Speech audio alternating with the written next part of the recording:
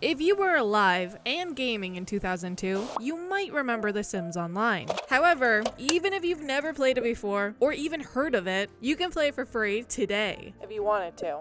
First of all, what was The Sims Online? It was an MMO version of The Sims. It was published by EA and released in December 2002 for Microsoft Windows. It was sold in stores across North America and Japan, but could be downloaded worldwide. The monthly subscription fee was $9.99 American.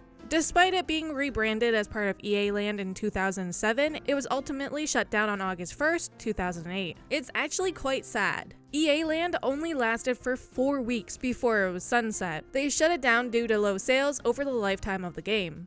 The Sims Online was widely seen as a failed attempt at an online multiplayer Sims game. In fact, there have been several attempts after The Sims Online at an online multiplayer Sims game. Other attempts include The Sims Bustin' Out, which featured a similar and free online play exclusive to PlayStation 2. This allowed players to play online and chat with a USB keyboard. This was shut down the same day as The Sims Online. Other attempts include the Facebook game called The Sims Social, SimCity Social, and Pet Society. Those 3 games were shut down on June 14th, 2013. Plus, The Sims 4 development began as an online multiplayer title, but shifted to a single-player experience after the launch of SimCity in 2013. Furthermore, we now know that the next generation of The Sims, currently called Project Renee, will include an online multiplayer aspect to it. They really want that online multiplayer Sims game to work, eh? Okay, that was a nice history lesson. Now, how do you play this in 2023, considering it got shut down in 2008? That was 15 years ago! Well, the game might have been officially shut down, but just like Club Penguin, there are people out there who are keeping the magic alive. In this case, it's Reese Simpson who relaunched a fan-made version of The Sims Online called FreeSO, or FreeSO. FreeSO is a copy of the Sims Online game engine. While it's faithful to the original game, it includes many quality of life changes to improve gameplay. You can install it from the website freeso.org. It is linked in the video description for anyone who is interested. So, how does it hold up?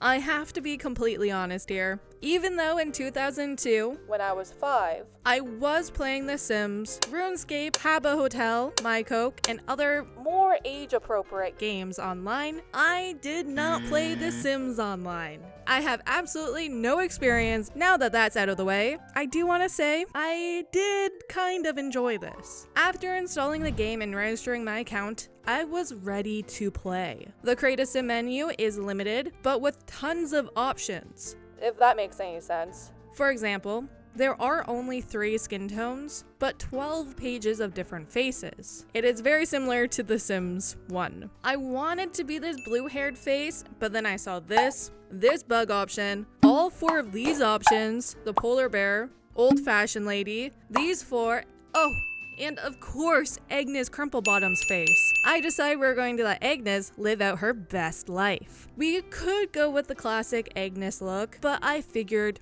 we've seen this version enough. I had a hard time deciding what outfit she would wear. I did end up going with this one. After making Agnes Crumplebottom Jr., we were greeted by this world map view. I was surprised by how many neighborhood choices there were. I accidentally clicked here, so this is where we end up going. I joined a property and began my life. But not really.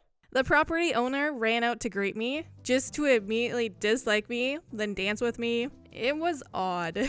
Apparently, you have to click the smiley face or frowny face to accept or reject social interactions, which will affect your social standing with them. To be honest, at first, I had no idea if this was a natural person or not. Fun fact, it was a real person, and they were pretty nice. After a bit of dancing though, I was determined to see if the actual gameplay was good. Okay, well, actually, this person told me I should go to the welcome lot, so I did that. Okay, no, I lied. I panicked and exited out of the game.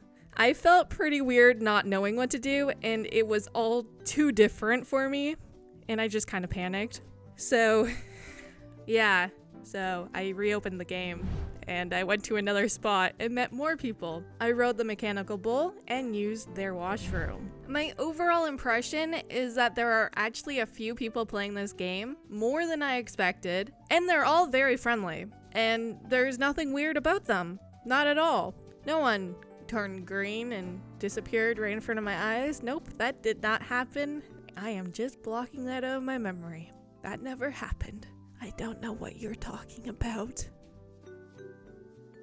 The flow of the game kind of goes like this. You create a character, go to a public lot, grind out tasks, get a job, buy some land, and start building. Along the way, you can meet people and become friends with them. I do think that this is a game where you have to really grind out those tasks since you start off with no money at all. This is the sort of game where you could put on a show, movie, or YouTube video to watch while you play. Since if you're working on skills or making money, there isn't much to do, except for when your sim is done and you need to sell or restart the task, because that doesn't happen automatically, unless you actually plan to socialize with other players, which is kind of the whole point of this being an online multiplayer game. If you cannot wait for Project Renee and you want to dip your toes into an online Sims game, I do recommend trying this out. There is a learning curve, but it seems like it can get quite fun, especially if you have friends playing with you. Thank you for watching this video. You're the best. Stay happy, healthy, and hydrated. Until next time, bye!